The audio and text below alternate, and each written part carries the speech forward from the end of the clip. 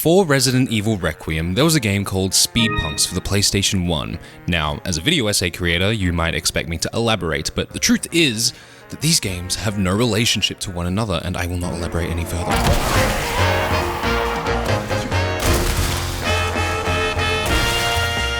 I am a casual Resident Evil lover, and that may sound like an oxymoron because it kinda is. But I say that for the reason that I haven't played absolutely everything that this franchise has to offer. Although I have played Resident Evil 4 and Resident Evil 4, so I think I'm pretty educated to say that Resident Evil Requiem was a video game that I played on keyboard and mouse because I'm not good on the sticks, bro. Red Dead 2, best game of all time, followed by Black Ops 2, 2K, FIFA, Siege, Clash Royale. On the lead up to Resident Evil 9, between watching my friend play Resi 1 remake and going back to the first hour of the Resi 2 remake and trying to tolerate the story in Village, not remake, I found myself recognizing what makes these games work for me. Resident Evil changes, evident by the pattern of the series' main entries changing their gameplay style every 3 games. But from what I've played and what I can see from the titles I haven't, I truly love the survival horror aspect of titles like the Resi 1 and Resi 2 remakes. Being confined in this dynamic puzzle box where you have to explore, manage items efficiently, get scared by zombies, take mental notes of objects that you can't interact with just yet because you haven't found the safe code on a piece of paper that you'll find a bit later on,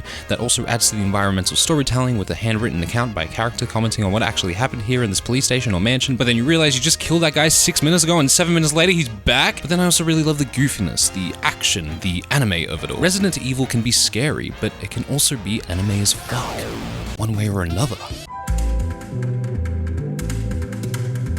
I believed Capcom could deliver on a mainline Resi game that juggled these tones and gameplay styles, meaning I was pretty excited for Requiem once it was revealed that Leon Sex Kennedy would co-star as the second protagonist of this game, next to series newcomer Grace Ashcroft. Besides bringing back sex appeal, the confirmation of the 2 different gameplay styles Capcom had been perfecting recently, coming together for what seemed to be the ultimate Resident Evil game, had me watering at the mouth like a rabid dog.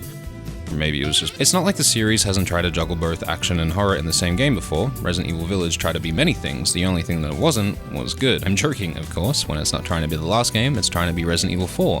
And when it's not trying to be Resident Evil 4, it's trying to get on my fucking nerves. I'm dead, buddy. I won't indulge in any Ethan Winters slander right now, but for RE7, I think he worked quite well, as that was a very different game to what I expect from Resident Evil, and the fish out of water quality Ethan had complemented the grounded absurdity of Resident Evil 7. Village, however, was absurd in a Resident Evil way. Ethan Winters felt a little bit too normal for where Village takes us. Village tried to have its cake and eat it too. Requiem intrigued me because now there's 2 protagonists that can fill the roles of both absurd and goofy Resident Evil, as well as the scary and more serious Resident Evil, without becoming a weird result of crossbreeding. All of that is to say, I loved Resident Evil Requiem. It's a game that nails everything but a few things that keep it from being the greatest all-time RE game. The more that I sit with it, things bug me. Baffling shortcomings, pacing so good that it distracts you from the mediocre at best level design at times. It is a must play, and if you don't think about it after finishing it, you will probably hail it as the greatest Resident Evil game of all time, like I initially did. This Resident Evil victory lap is awesome, but flawed. It's also just not Speed Punks for the PlayStation 1. FBI desk agent Grace Ashcroft is sent to a crime scene located at the same place her mother got fucking bloinky-sploinked that led to her PTSD with no backup, just some kind words saying that, it's been 8 years, you're the best technical analyst I got, I'm not forcing you to do this, but also I kind of am. I'm definitely not an umbrella plant. The initial premise for this game is fucking absurd. The FBI finds another body linked to an ongoing investigation, and the chief or bureau, whatever, decides to send Grace Ashcroft to the scene, fully aware that she has anxiety, probably autism, and PTSD from that specific crime scene. I'm playing a Resident Evil game right now. In RE4, the President of the United States sends super soldier Leon Kennedy to save his daughter in Spain. And in OG RE4, he doesn't even know Spanish, but he does know some stupid fucking one-liners. Yes, Leon was very highly trained, and Grace is not that, but they're both still very silly premises. This guy is suspicious as fuck, and is totally an umbrella plant, but the game ends with no closure or suggestions for this guy at all. It is presented purely as this guy being incompetent as fuck. Apart from Victor Gideon saying later that he himself is the one who brought her to the Brentwood Hotel, there is no evidence that Gideon told the chief to do this, which I think a scene of Gideon telling him to do this, or some implying, would have been nice. And I don't think everything needs to be explained, it's just a little bit goofy. Grace, being the trooper she is, marches on forward through through a beautifully rendered city street, and once again, the RE engine works its black magic like it's nothing. In a current Unreal Engine 5 world, I appreciate an engine that actually fucking works. The game isn't blurry, it runs well, though for good measure, I kept the game on low settings for most of my playthrough, and it still looked fucking brilliant. Kind of fucked up his teeth though. We walk a bit, walk some more, and watch some cutscenes. This entire opening with Grace could probably get a bit old on repeat playthroughs, though the building of tension and atmosphere is done so masterfully. I can't complain about it too much. Though the premise was ridiculous, the actual writing and heart of this game is very strong. Every character is kind of awesome. Grace is an amazing protagonist for this game, and her voice actor elevates her dialogue to heights comparable to Christopher Judge as Kratos, and I'm not even joking. She absolutely sells the Terra Grace experiences when it's supposed to be horrifying, and also when it can be hilarious. What the fuck? Gideon is also one of, if not the most entertaining RE villain to date. Wait! Grace! Grace! There's no escaping your destiny. I applaud every voice actor in this game. You all did a magnificent job. After fucking around and finding out, you meet Gideon.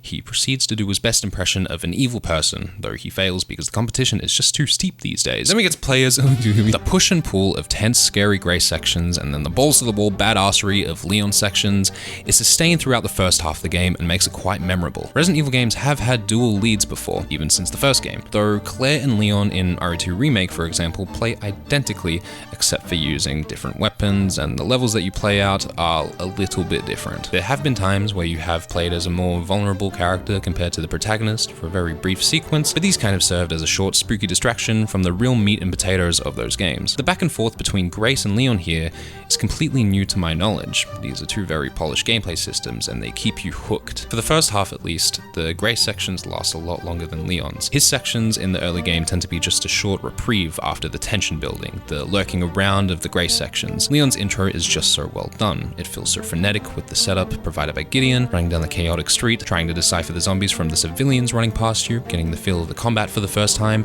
It's maybe not quite as iconic as the village in RE4, but it's already one of the most awesome sequences in a Resi game. Even the first major encounter with the girl, as the community has dubbed her, is set up and revealed so brilliantly. This scene is already iconic. My dumbass apparently didn't read that she is scared of flights, so I just raw dogged the main hallway because I knew it was a dead end, the way you're supposed to go, but then this bitch did this. I was scared, I was having so much fun. The first couple hours of Requiem is nothing short of amazing. It's true that the first half of this game is very Grace front-loaded, with Leon being brief reprieves from the RE7 and RE2 remake-inspired gameplay. Leon is extremely promising in his little burst of gameplay, seeming like an evolution of RE4 Remake's gameplay in pretty much every way. But the real star of the show is Grace's first big Resident Evil level.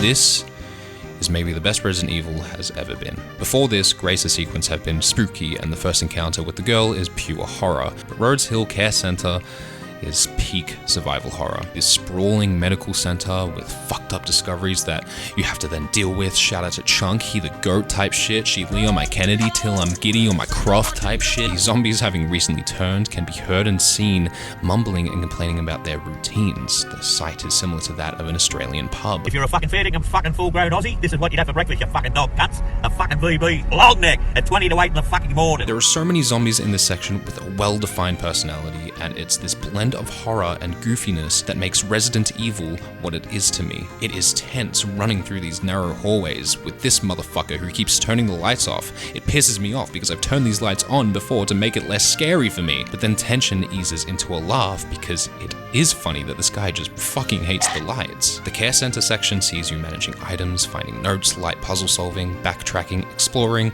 and it's all helped by not what they've refined, but what's new. This game has zombies again, but they have personalities. The first foray into the care center is like a spooky theme park ride, seeing these guys for the first time. Crafting is contextualized and really cool. Grace can craft items from the infected blood that she collects. The blood collector item is foreshadowed by buckets of blood that were just sinister before if you noticed them, but now are recontextualized. You're always looking for more blood to craft a hemolytic injector, so you can sneak up and explode a motherfucker. Holy shit. You have an emergency weapon given to you by Leon, the Requiem, and it's just as satisfying, though precious as you'd expect. 3 Requiem shots will kill Chunk, by the way. Rest in peace, the goat. Chunk is nasty in all the right ways. The way this thing is animated, the way you can't get through some doorways.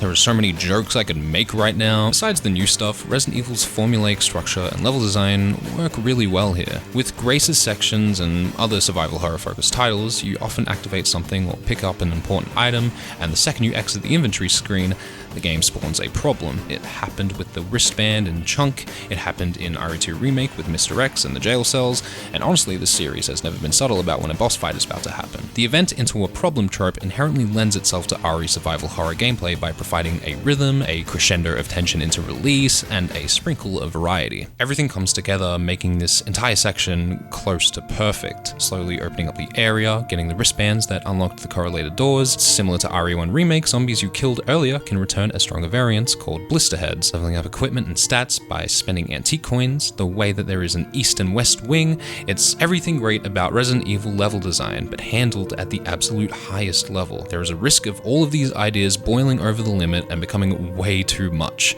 but the pacing and the flow of this location make sure that that is never an issue. Grace finds a girl named Emily, and there is absolutely nothing sinister related to this character. Everything seems normal, she's just blind, don't be discriminatory. There's a part where you're playing as Grace, and you come across another one of these puzzles that you have to solve. I've already done 2 of these before, but now this one has Braille, meaning you can't do it. The information simmers in your gamer brain, leaving you with a pit in your stomach. You go to get Emily, you talk to her about getting out of here, you remember Chunk is still on the loose, that dread forces you to face your fears, dread turns into decision making, execution, make sure you can get from point A to B safely, but you can't do much when you have Emily with you. This final little cap to this entire section builds so much tension and plays on your expectations as a player so well. There's so much going on from when you start exploring the center to when you're fighting for your life while Emily solves the puzzle. That is the most satisfied I felt playing a video game in a long time. Unfortunately, Emily gets yoinked by her sister, and now you gotta contemplate going down that fucking dark hole while you get to play as Leon for the next half hour. How do you follow up the best Resident Evil level maybe ever? Well, I'm back onto Leon, I'm expecting some badass shit.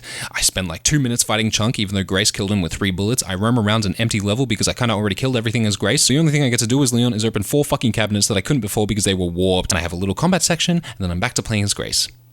What the fuck? It's not Leon's fault that he can't kill Chunk in 3 bullets. He did give Grace the Requiem after all. It's like in Sonic Unleashed, normal Sonic can boost through an army of robots, but the Werehog, who was marketed to be stronger, like Leon, has to do a full fucking symphony to reach the same goal. The fight is somewhat neat. You get a shotgun, Chunk can destroy the environment, making it fun to move around this dynamic little arena. Leon says a stupid fucking one-liner. Sorry, but I'm not on the menu. Can I suck his dick already? But if you go through Grace's section like I did, crafting what you can, using bullets effectively, disposing of the zombies, what you're left with as Leon is an empty section where you do nothing but run around doing what is effectively fetch quests. Backtracking is nothing new to these games, but I just started playing as Leon again, I just got a shotgun, and I'm gonna do nothing but open cabinets. Yes, it's optional, and barring a very limited amount of cool interactions, nothing really happens. If you comb through the center thoroughly as Grace, you very well might have nothing to do as Leon. There's the meta fear in the game's mind that there could be blister heads waking up. There are zombies that come back stronger after they die. Going through this section as this character who is definitely equipped to deal with that,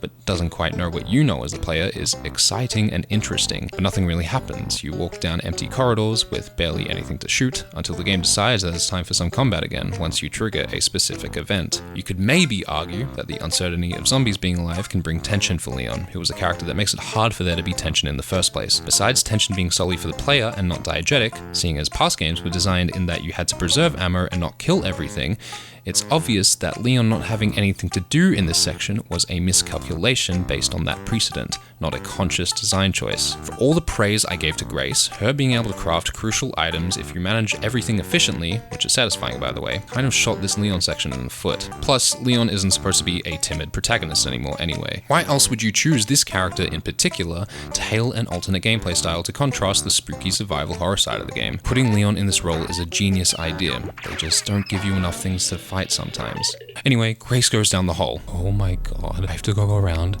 this dark fucking area transporting these little generators to open doors while this bitch is back.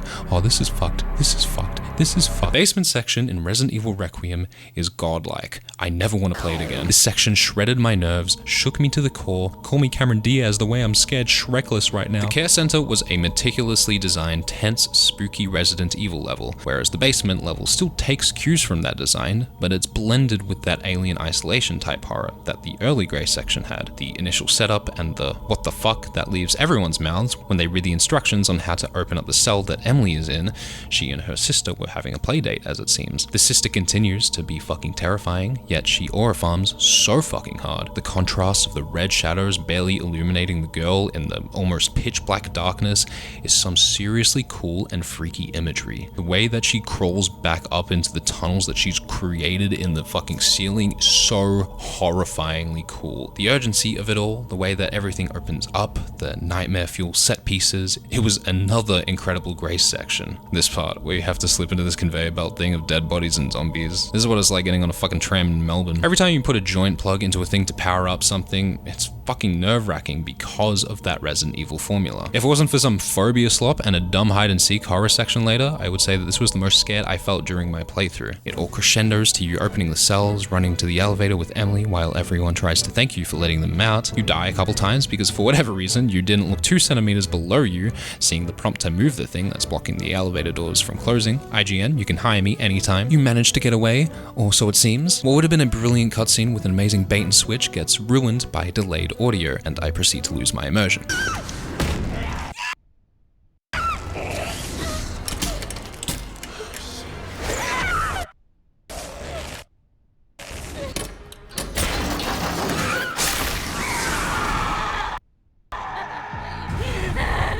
This happens a lot in cutscenes, where the audio will cut out for a bit and then desync for the rest of the cutscene. This sucks because it happens so frequently and ruined what would have been super intense scenes. This is like the one bug in the game, and also with the audio, it seems compressed to all hell. The voices, the sound effects, and the cutscenes are a little bit compressed. I don't know what's going on here, maybe they'll fix it in an update. Nonetheless, the cutscene's great. I loved the subversion of Grace's legs being yoinked, but instead, the girl got shafted.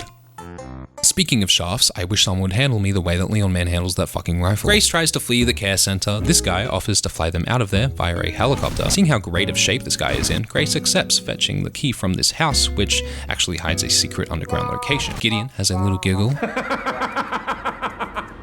Shit hits the fan. The zombies make a group effort to hitch a ride, though the group effort inside the helicopter wasn't as effective. Grace and Leon's story intertwine in this cool little set piece where you pick off zombies to defend Grace, and then after that you blast some bitches in the burning building. After you kill everything, you wait a prolonged period of time before the cutscene decides to play, kinda sloppy, and we're back to Grace. Leon's early sections are like a little dessert for your big meaty meal that you go through beforehand. This Leon dessert is satisfying and tasty like the cake that he has, but it's elevated by how the two characters have finally intersected in this greatly paced story.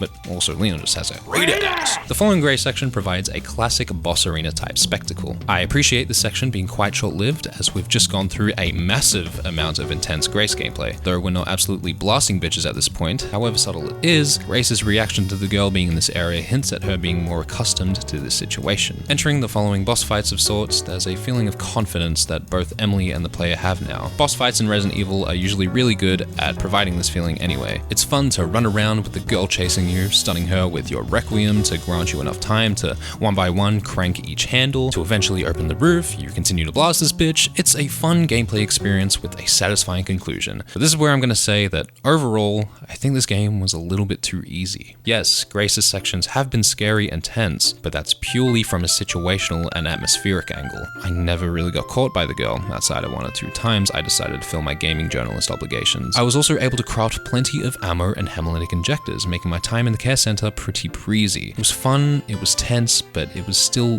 kind of breezy. Certain upgrades that I obtained early on, I failed to feel the significance of as I fucking blasted through this game. I don't intend to turn this into a dick measuring contest, we know who would win, even though I appreciate the intensity on a contextual level, and though this boss fight was entertaining, maybe it is just all smoke and mirrors. After Grace kills Emily's sister, she wakes up from a nap and, with the exaggerated swagger of an orphan, turns into whatever this is. Grace is understandably quite shaken up about this, leading to one of my least favorite tropes in stories. Leon comes to save Grace, not that kind of saving Grace, but because moments ago she was a little girl twinning so hard with Grace, she begs Leon not to shoot her. You gain control, and with the stroke of The Last of Us 2's themes of player control and morality, you as the player have to grapple with, am I gonna kill her?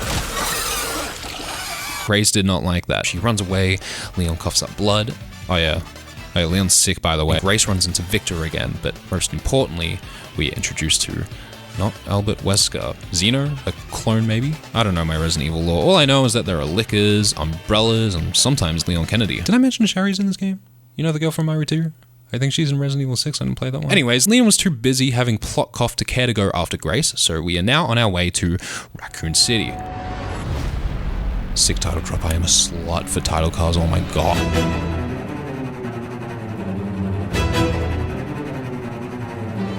There's an inconsequential spider on the sign, Leon drives his Porsche like any other soccer mum, and we're there. Though it's not too familiar yet, the idea of being in Raccoon City again is cool. I walk a bit, there's a suspicious amount of webs behind the store.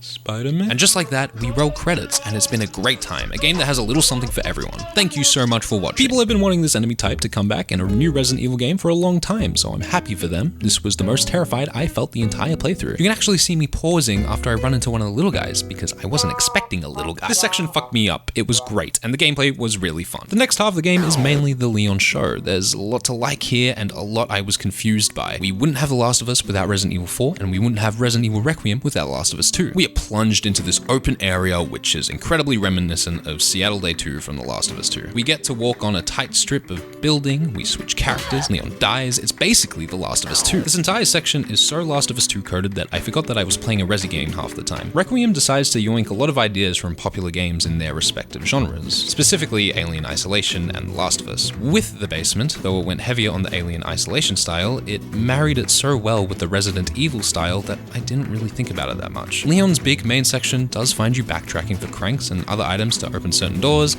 just like a smaller Resident Evil level would. But since everything is so spread out, it makes me hope that this is just an experiment. It's a slow burn going from point A to B since the game is just a little bit too breezy. Leon is very capable, and while it's fun to be capable, barring the more claustrophobic set pieces and arenas designed for combat, there is little to no urgency in these wide open roads. There's a little bit of exploration to be had in more intimate buildings, a decent amount of combat, though I would have liked more, dark underground areas where you cannot see anything, a weapon upgrade system, which is kind of cool mechanically, is absolutely dead aesthetically. Overall, this entire section is extremely bland stylistically. Drab grays and sandy colors, though it's obviously very intentional. The upgrade station, being a sort of computer box, is a sad de-evolution from the merchant of previous titles. It's obvious that this game is going for a more serious and grounded tone.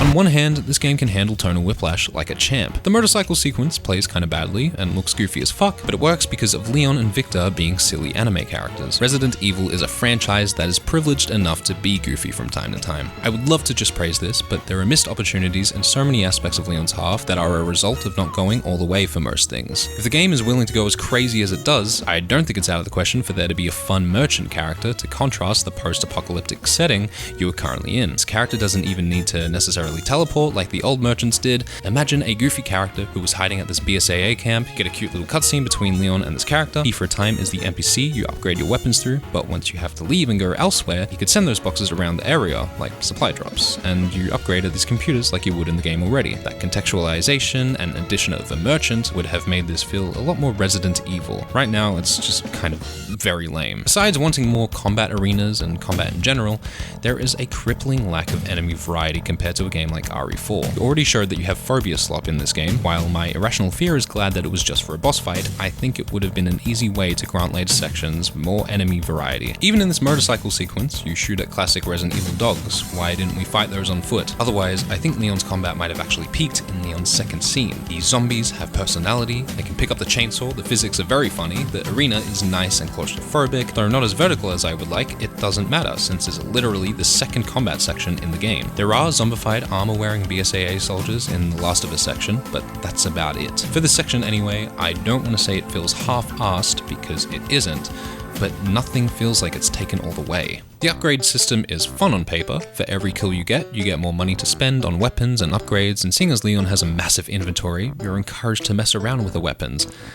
I didn't really connect with any of the weapons in this game. It's really easy to pick a favorite in a game like RE4. Weapons have certain strengths, or they have some polarizing qualities that appeal to some people more than others. Requiem's guns didn't really have that quality to me. I stuck to what outputted good damage and what didn't look boring. Since the game was kind of easy and I wasn't being introduced to many new enemies, I didn't feel the fire under my seat to actually upgrade my arsenal or buy new guns. The upgrade system isn't inherently bad or anything, but there is nothing special about it and nothing in the game encouraging me to use it. It might sound like I hate the game right now, but I don't. In the moment, it's fun. And the reason why I keep begging for more encounters with enemy variety and cool arenas with a hint of verticality is because we get really cool arenas, we get fun combat. This part with the glass windows, awesome. In fact, the level design in general is so sick here. Navigating this area is confusing in the best way. Shooting the glass underneath zombies result in what you'd expect. I wish there was a tutorial for shooting the fucking glass. I can in fact run my two brain cells together to make something funny happen in a video game. The problem is that it feels like these moments don't happen enough, or maybe the game not having launched with the Mercenaries mode is leaving me starving for more. Leon's combat initially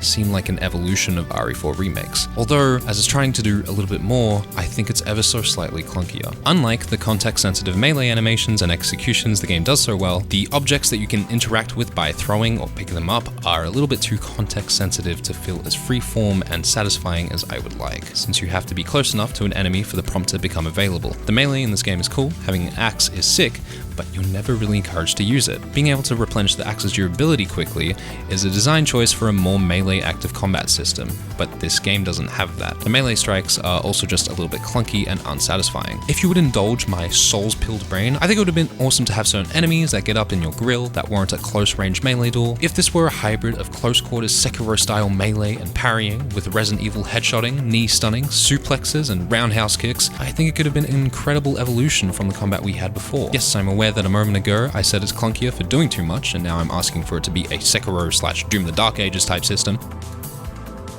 Anyway, so we fully censored off a fucking building, and we're here. If you've played the RE2 remake, you recognize this alleyway almost immediately. The fucking goosebumps that enveloped my body when I started walking up this familiar set of stairs could only be diminished by the fact that it was spoiled in the trailers and previews.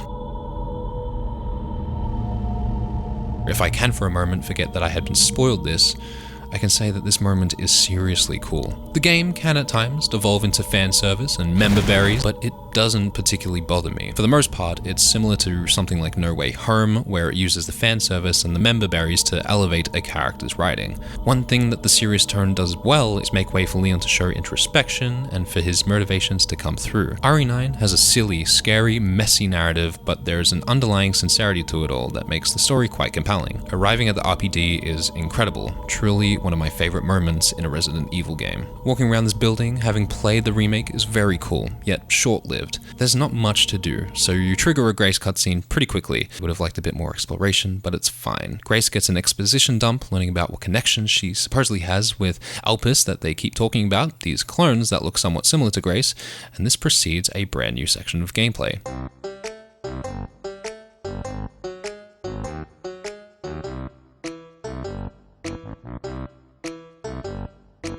We now get to play as a clone called Chloe in a flashback sequence at the orphanage. This is spooky shit. I have been working on my horror tolerance, but this was still pretty rough for me. The fear of a jump scare never left my consciousness. The way that they build suspense and tension is expertly conveyed. Seeing the fucked up shit at this orphanage is really cool for storytelling purposes, but the gameplay here was pretty fucking awful. At this point, it becomes a hide and seek, wait for prolonged periods of time with nothing happening, don't get caught, 2010's viral YouTube horror game. This part, where the two dolls are blocking the door, is kind of terrifying, but the way you get around this is dumb. You just have to go back and hide under a table for a little bit and hope they're not still there when you go back. Good for scaring someone like me, but on repeat playthroughs, fucking terrible. There are already mods on PC to get rid of this section. If you're not scared during the section, it could be very boring, which will be the case on repeat playthroughs. After this section goes on for way too long, Grace doesn't take these fun facts super well. There's a hint of maybe psychological horror. Grace questions her birth, her mother, and her connection to all of this. Leon comes in to save the day, but this is Zeno's honest reaction. Sorry,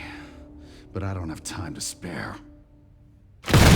I find it funny that Xeno had to debrief Mr. X like, okay, so I'm gonna say, but I don't have time to spare. And then you gotta somehow like break the floor and do like a cool little entrance. Like it might be muffled through the walls, but you gotta do this for me. I gotta farm that aura, bro. The dead speak. When Mr. X appeared, I audibly cheered. I feared the kid was mine, so I disappeared. Drop into second gear, steer clear of a kid drunk driving with a beer. It's fan service, but this is the Resident Evil Greatest Hits Victory Lap video game. It's a fun confrontation that is also, once again, meaningful from a character standpoint. Leon is quite literally facing his demon, and it's super fun being chased by this guy once again. There's this moment with a large, sharp object where it's kind of unclear what the game expects you to do. Everyone I've watched play this section dies here, including me, so that's pretty funny. You manage to escape, you explore a little before leaving the RPD, yet the nostalgia burner continues. The character work that I've been hailing as a defense to this fan service starts here. Leon gets a very introspective scene at Kendo's gun shop, and it's really making me feel for Leon and really humanizing him. Fuck me. I mean, if you insist. What ensues is a rematch, a boss battle against the Tyrant. This game uses fan service really effectively. In one moment, the fan service can deliver a scene where it's somber and fleshes out Leon. Quite literally, the next moment can have you fighting an iconic Resident Evil Tyrant. This boss fight is really cool. Mr. X does some really sick moves, you have to parry his close-up attacks, but say it with me, it's a bit breezy. He's a very polite Tyrant, letting you reload and heal whenever you need. He even stays stunned for a long time, letting you get that critical hit in. I also had to restart on my initial run because the audio desynced and I wanted the set piece to be as cool as possible. Done. I don't have much of an issue with his moveset, as I said, it's pretty cool. Parrying his close-up attacks is fun, and dodging his bigger attacks is also fun. He's just a little bit too passive and dies way too quickly, robbing this fight of being something more than just pretty cool. He's just standing there, menacingly. It's walking time. It does pick up eventually, but briefly here, the game devolves into a straight line Dark Souls 3 type level design. The landscapes and visuals are cool, but these Uncharted-like set pieces, wait, that's actually just Uncharted. These underground passages, this Last of Us pillar, this train, are all screaming for a shooting gallery of some sort. It could be considered a short break from the combat, but this game hasn't tired me out like Resident Evil 4 can sometimes do. I'm not tired of shooting yet. If anything, I'm consistently hungry for more. This narrow train set piece is begging to have at least some zombies or spiders lurking there. We do get a new plant enemy in this scripted encounter, foreshadowing the next area, but the section is otherwise a nothing burger. You find a bunch of ammo and a rope descending into this canyon. Resident Evil, you are as subtle as ever. You descend this rope into an incredibly rendered location, and you meet the enemy type for the next couple of minutes. These plants force you into a more careful gameplay style. They like to hide and somewhat camouflage into the terrain. The fun now is in trying to spot vines that may be moving or breathing, because otherwise, you can get caught with your pants down. You get a Steam achievement saying you killed all of the Plant 43 enemies, even though you thought it was just getting started. Plant boss fight ensues, and it's fun enough, though there is something to say about the time and effort that went into this section. This section is so short, yet it's so highly detailed. There's a brand new enemy type, a boss, all set up and executed within mere minutes. On one hand, that is truly commendable and impressive, but on the other hand, months upon months of work are over in under 10 minutes. Modern game development, guys. Sort of cross-dissolved from before, seeing as Leon's gameplay was starting to get old and was in dire need of something, to where we are now could have helped. And to an extent, still what the game is doing, it's just a little bit abrupt. Leon finds the Umbrella hidden base named Ark, as in Space Colony Ark, as in Sonic Adventure 2. Clones were modeled after Maria, and Leon Kennedy is actually Shadow the Hedgehog. Spence is like literally Gerald Robotnik. What the fuck? Resident Evil games love to have their final act take place in this sort of setting, and seeing as this is the Resident Evil Greatest Hits game, I'm also expecting Raccoon City to be nuked again. Nah, you actually probably should do that. Typically, RE games get kind of weak in the second half, but specifically, the final act. RE2 Remake kind of loses steam, RE7, RE4 OG is in my top 5 favorite games of all time, but it does go on for maybe a tad too long. RE4 Remake is even longer. So when I say that I had fun in this final act, trust me, I'm a trustworthy guy. We go full Last of Us 2 and start killing the humans because they're actually worse than the zombies. Maybe true. It's a fresh and fun change of pace, mixed with this new setting and unique combat encounter. There's a lot of fun to be had here. Not too long after, this game's nostalgia boner rears its pretty head again. A close quarters melee duel with Hunk, with parrying. This is a good video game.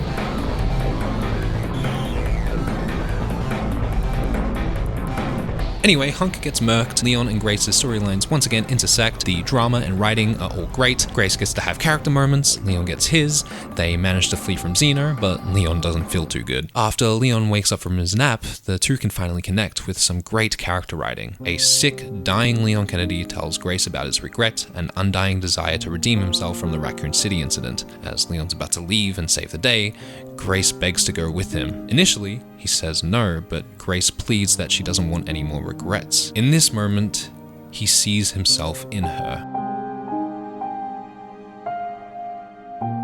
Grace has to go and do something to open a thing so Lee can get through. It's a decent enough excuse to lurk around some more. Also, at this point, I personally switched from first to third person because I wanted to know what Grace's sections felt like from a proper perspective. And yes, lurking around in third person, while not as scary, is just a lot more fun and more Resident Evil.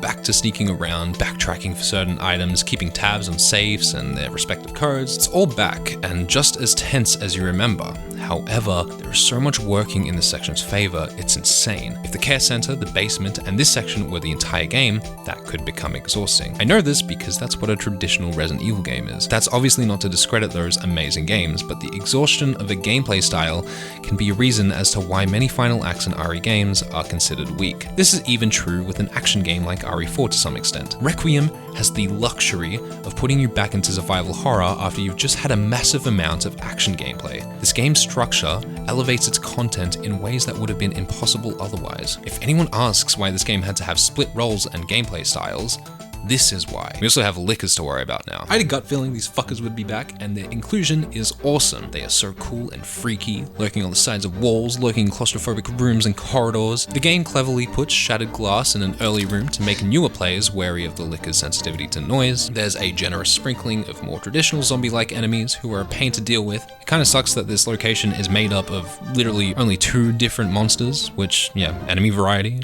Whoa. There's still so much decision making in navigating an area, crafting an injector to stealth kill a normal zombie, because for some reason lickers can't hear that explosion of blood and guts. Though the solution the game provides on how to deal with lickers, being the ability to craft a Molotov that insta-kills them, potentially diminishes the threat of them, the game still offers pretty intense gameplay. This part with opening these storage units for safe codes, herbs and ammo and other goodies was incredible. I don't love that there's a one-shot kill option for the lickers. The game being easy allegations are coming back, but the placement of the enemies, the resources you actually need to craft the Molotovs, contribute to a very thoughtfully designed, intense Resident Evil level. You're eventually able to let Leon in, and as Grace, you come across the exposition dump machine. An intriguing cutscene plays, putting a nice little bow tie on this entire section.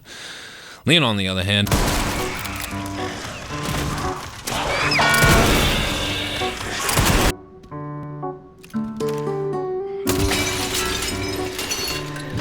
Leon's blasting through as usual, these lickers are getting lit the fuck up, but during this section, Leon will periodically experience a game mechanic that has never been done before. He's got a bad case of plot cough. It's a smart way to make things tense while Leon's on his Rambo shit. Though it wasn't too long, Grace's section was still a chunk of survival horror, making it more fun when you're back on Leon. This is where the game reaches its harmony. The game makes an excellent case for itself. I can't express how much its structure elevates both gameplay styles. It's simply genius and makes for one of the most memorable final acts to a Resi game. Leon's section itself is very fun too. Shit hits the fan on many occasions. All the while Leon's on his tuberculosis type shit. We finish up with Leon's gameplay and he's literally about to fucking die. Oh, and Sherry has the same virus, by the way. Did I mention that? Grace watches a video with her name on it. Through this video, Grace finds out she's the adoptive daughter of Oswald Spencer, the Resident Evil guy. The Resident Evil fans lose their mind over an RE5 retcon, apparently. I haven't played that one yet. It's revealed that Spencer realized his research kind of fucked shit up, and he experienced great guilt about it. A common theme in this game. We meet up with Leon and go into final scene in a video game room. Xeno is here to encourage Grace once again to fulfill her destiny. To Xeno and Gideon, Elpis seemed like a weapon that Spencer created, and this is why they kept hanging out with Grace during the game. She's the only person who knows the password to release Elpis based on her connection to Spencer and her adoptive mother. We are then given a choice. We can either destroy or release Elpis. If you choose to release Elpis, she types the word hope, and the game lets you reconsider. You get time to ponder your decision. Leon and Sherry being sick is no coincidence. Spencer's entire monologue is about his guilt with fucking shit up. Elpis is hope. A false hope maybe medicine. I definitely should release Elpis, but it feels wrong. I'm gonna destroy Elpis.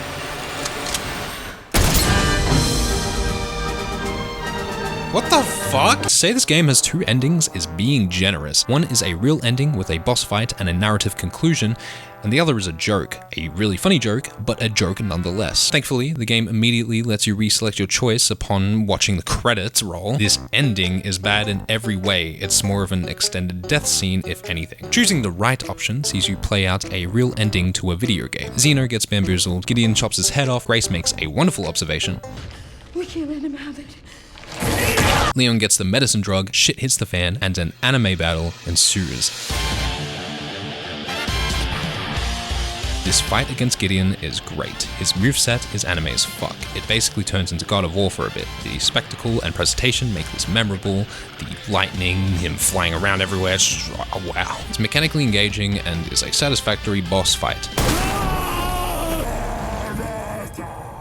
Good riddance.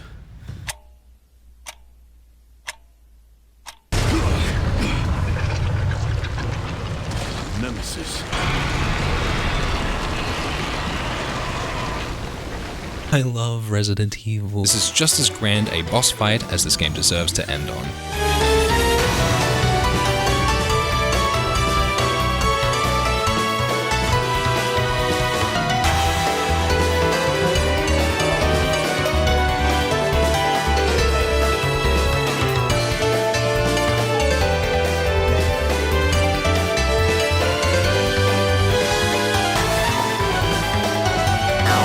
They make Leon look so fucking cool. He aura farms for a bit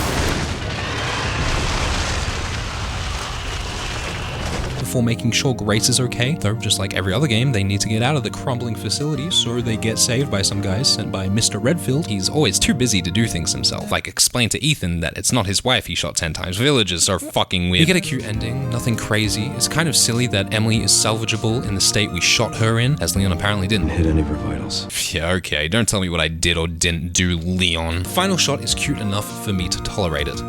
What a game. Not letting you off that easy though. The only way that dumbass ending could have been somewhat valid is if they had you fight Xeno, which would make so much sense. This ending is a funny joke, but Xeno was kind of a nothing character. An alternate boss fight with a fucky-wucky ending would have been at least something. As it stands, Xeno doesn't do anything, he's a wet fart of a character, there's a wet fart of an ending, and it's a major blemish on an otherwise great final act. And you wasted it.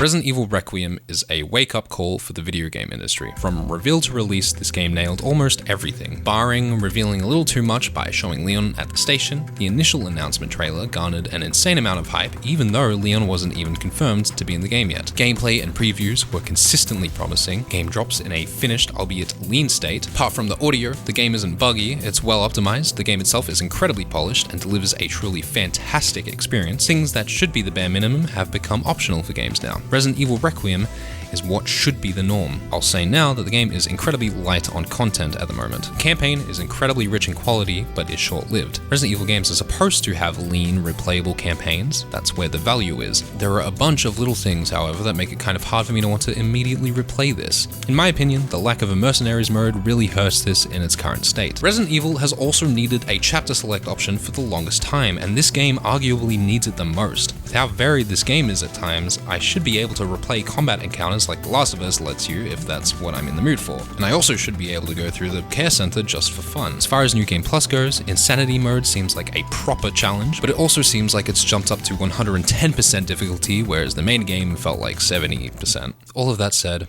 this game is absolutely miraculous. There are so many things in this game that don't feel like they should work. The Last of Us style open area, the over-the-top action, and the fact that that action is in the same game as this other survival horror video game, it somehow all comes together in a way I don't think Resident Evil has really done this well before. The structure, the characters, the nostalgia, the gameplay all come together in this miraculous, impossible video game. It's flawed, but how could it not be? It's very easy to hyper-focus on how Leon sections are lacking in the middle of the game. Almost everyone who's beaten this game echoes the same sentiment. I just wish Leon had more things to do and more things to shoot. Grace easily has the better half. It consistently gets dangerously close to all-timer RE material. Leon comes up short compared to the RE4 remake, and I only keep comparing because Leon's gameplay in Requiem seems to be an attempt at improving or building upon that. It's unsuccessful in that way, but you need not forget that he is only one half of this double double LP. In a vacuum, I can complain about the lack of enemy variety and unfulfilled potential, but I can also acknowledge that he still plays really well. The flaws in this game are not a result of poor choices, it's a byproduct of a messy, unrelenting, scary, thrilling, hilarious, fun Resident Evil masterpiece. It's no speed punks though.